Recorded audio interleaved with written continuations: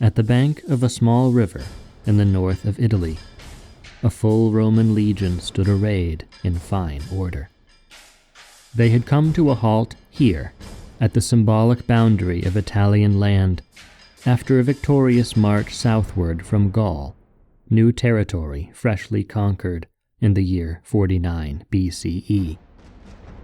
For almost a decade, these soldiers had followed their commander on this hard-fought, brutal, but well-executed campaign, and by now each man would willingly follow him to their death.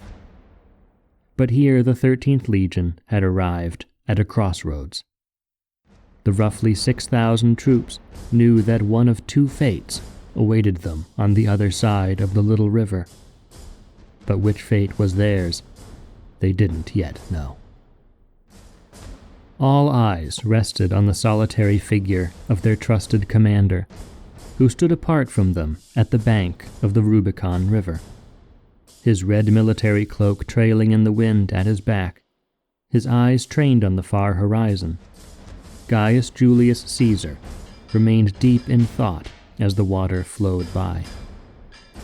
To lay down arms would be to enter his homeland in lawful accordance with the Roman Senate's decree, but give in to the designs of his enemies, who tried to disgrace and ruin him. But to forge across this boundary with an armed force would be an act of war against his own country. He would be labeled a traitor and public enemy by the Roman state.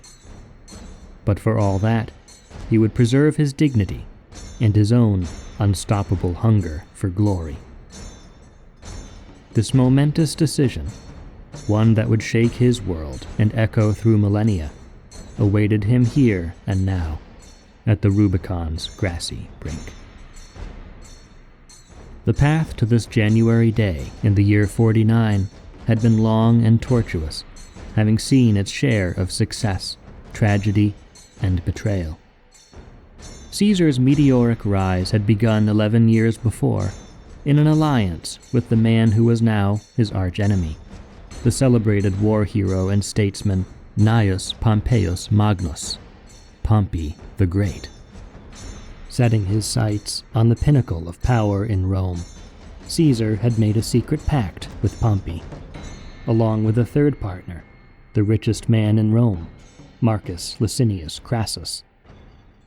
Their private oath among each other was called the triumvirate, the rule of 3 men, and with the combined force of Caesar's political skills and vision of reform, Pompey's unshakable reputation, and Crassus's limitless supply of money, their grip on legislation and elections in the Republic went unopposed for years. Working in concert with one another, but each man also ambitious in his own right and pursuing his own aims, the triumvirate shaped a decade, and opponents found themselves falling aside as Caesar's star continued to rise.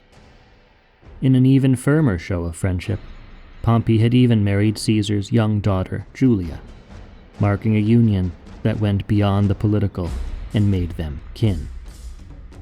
Caesar was elected consul, the head of the Roman Republic, who served a year term of office, and in accord with the Roman custom, after his year was over, he became a proconsul, a provincial governor to administer a territory under Roman dominion. His chosen province was Gaul, the vast area of Western and Central Europe across the Alps from Italy, which had long been poised on the tense frontier of Rome's empire. Caesar saw an opportunity to win military glory by extending their power over this huge territory, by forging alliances and militantly bringing to heel the nations that resisted.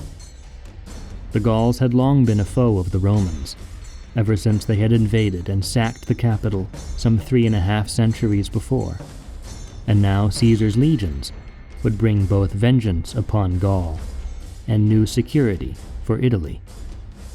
With the help of Pompey, he received from the Roman Senate extraordinary grants of military command, wielding as many as 11 legions at one time, and completing a campaign that would endure for some 9 years, and take him beyond Gaul to Germany and even the far shores of Britain.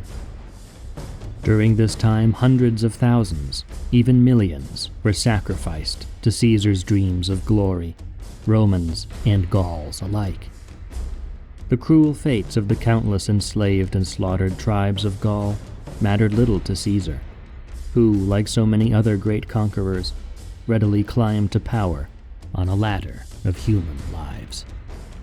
This was, after all, the same man who years before, when he was a 32-year-old treasurer with little renown to his name, had been found weeping before a marble portrait of Alexander the Great. When asked why he wept, he answered that Alexander had conquered the known world by his 32nd year, while he, Caesar, had done nothing to leave a lasting memory. No price was too high to pay for the undying glory he hungered for, neither Gallic blood nor the blood of his own fellow Romans. But Caesar wasn't the only one with boundless, ruthless ambitions. Pompey and Crassus had plans of their own, which unfolded while Caesar was away on the northern frontiers.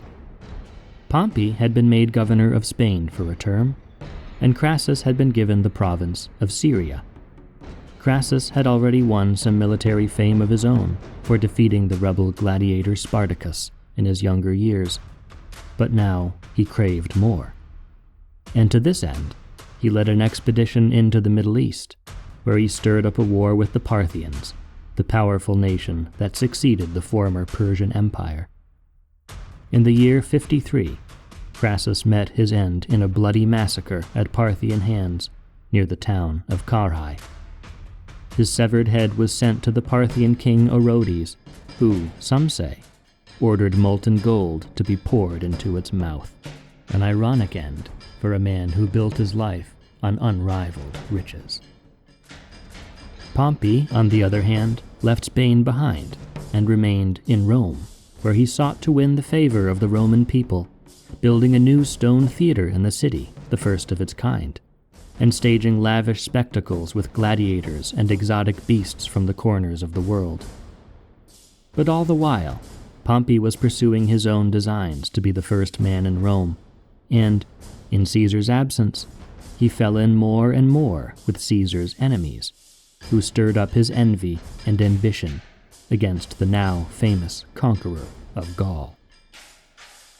The last thread tying the two rivals together snapped when Julia, Pompey's wife and Caesar's daughter, had died before her time. The triumvirate had crumbled with the death of Crassus, and with Julia's death, so went the last traces of their old kinship.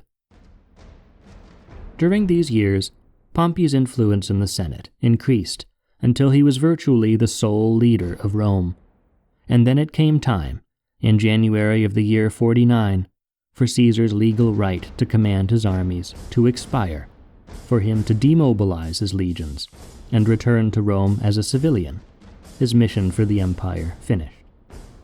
This was the time when Caesar's enemies, with Pompey at their side, made ready to strike.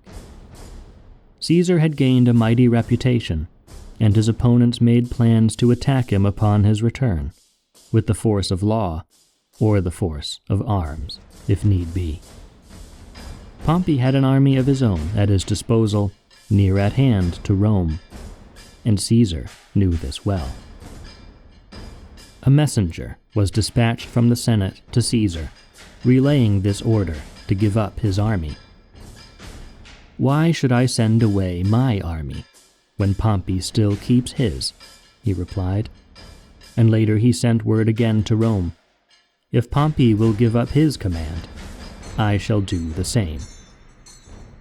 But Pompey refused, and the dispute, with tensions ramping ever higher, went on until at last the Senate decreed that unless Caesar laid down his arms, they would declare him an enemy of the Roman people.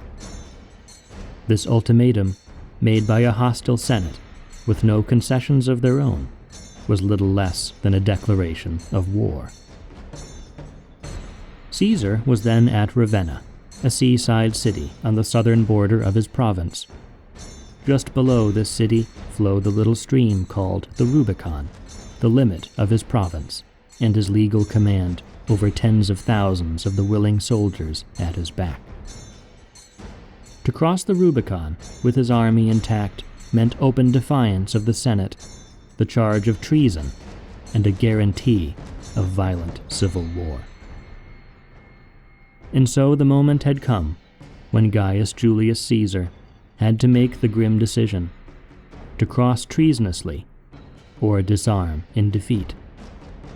He hesitated on the bank for a long time, silent, in deep thought. His officers and the soldiers in the ranks watched him anxiously, knowing their fates rested with Caesar's. And then finally, as they all held their breath, they saw Caesar stir, his slumping shoulders straightened up robustly, and his face set confidently forward. He turned back to them, solemn, yet fired by a new resolve. He briskly stepped forward and addressed them all with a raised right hand. "Romans, the die is cast. Let us go where the gods and our enemies' injustice guide us. We may yet turn back, but once we cross this river, only the sword will decide how it ends." He sent word that the rest of his army further in Gaul should join his southward march, and swell their ranks as they pressed toward what was now an enemy capital. And here, at the head of his legion, he energetically mounted his horse and drove forward, splashing through the Rubicon, some 6,000 armed men following in his path. And so the die was cast, and the outcome of this civil war would only be decided after 4 grueling years. Carnage across battlefields in Greece, Africa, and Spain, and the death throes of the old republic, after which the Roman world would never be the same. One age ended at the Rubicon, and another began, the age of Caesar.